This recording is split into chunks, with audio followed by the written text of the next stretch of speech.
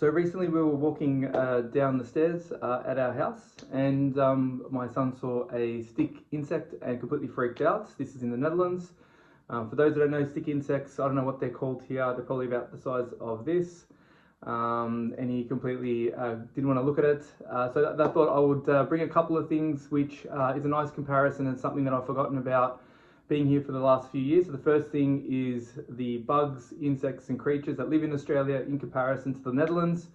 The second thing that's really dawned on me recently is the cost of items. So we've got some family members that said that they went to the local shop in Australia and they paid close to $7 for a packet of chips.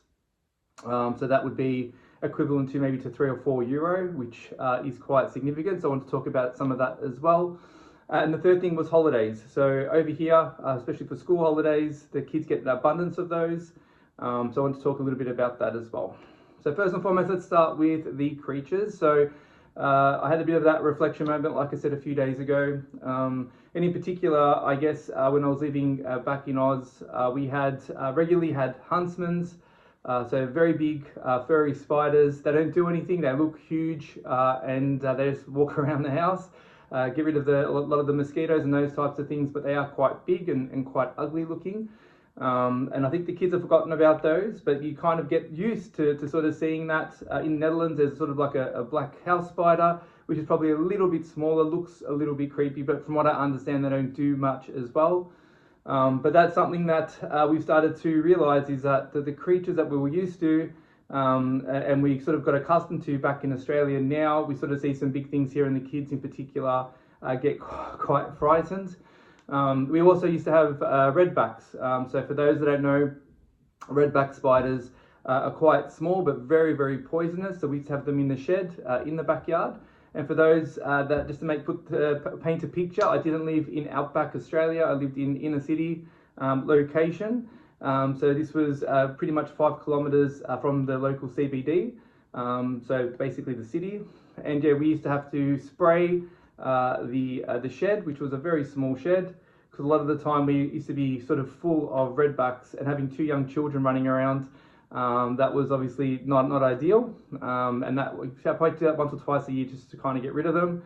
And they used to love sort of sitting in sort of gumboots and shoes. So obviously a little bit more dangerous than what I experience here. The thing that I love about the Netherlands as well is I get to have a picnic here without flies attacking me. So back at home, you'd be eating something, trying to have a picnic, and you just get an abundance of flies that sort of sit on your food. Even when you're trying to eat something, you might get a fly in your mouth as well. Here we don't get that as much. We go for a picnic around the corner from here, and generally you might get a fly floating around, maybe not. But it's a lot more enjoyable to have a picnic, given the bugs are a little bit less here as well.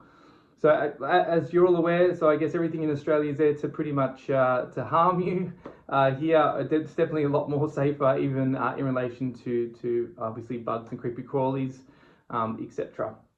The second thing I wanted to talk about was the cost. So one of the things that I was talking to family members about recently was the cost of what it's become in Australia. So I did sort of touch on a packet of chips. So they're like the Lays, for example.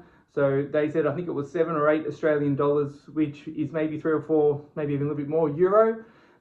Here we go to the local shop and we can get obviously a packet of Lays maybe for €1 or 2, which might be $3.50, $4 Australian. So literally double the price. Even bottles of water. So if we go to the local store here, you know, for a litre and a half, we might pay 60 or 70 cents. Obviously there's a plastic tariff there as well, so maybe it's closer to €1. Back at home, back in Australia, it's about 5 or 6 Australian dollars for the same thing. So you're probably paying triple, if not quadruple that in what we pay for the euro. And as a final comparison, coffee is always a great comparison. My sister-in-law said that she bought a latte recently for $8 Australian, which is probably close to maybe 4-ish, maybe a little bit more, €5.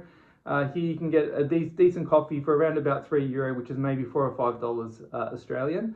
So a very big difference. I know for a fact we can look at salaries and those types of things, but Australia has seen a lot of inflation recently, and a lot of our friends and family over there really saying that it's hitting them hard from a cost of living perspective, and are also really shocked at some of the prices they're now paying just for basic groceries.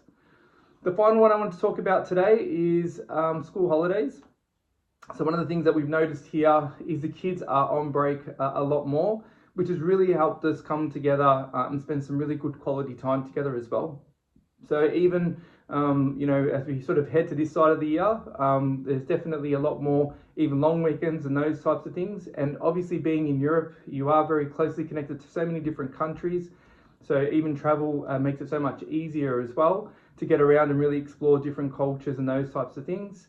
Back in Oz, there's probably a lot less holidays, and generally, to sort of, you might go on a big holiday, a year. You might go up north or down west or down south, depending on where you are. But everything can be between 3 or 4 hours, and you're still within Oz. Whereas here, you can jump in a car within a couple of hours. You're in another country, another, having another experience, another kind of culture, those types of things. So what I love about Europe is that it does offer the extra time to actually enjoy life and spend some quality time with family. And that's something that's been amazing since we've been here. So there you have it. So they're the three I wanted to talk about today.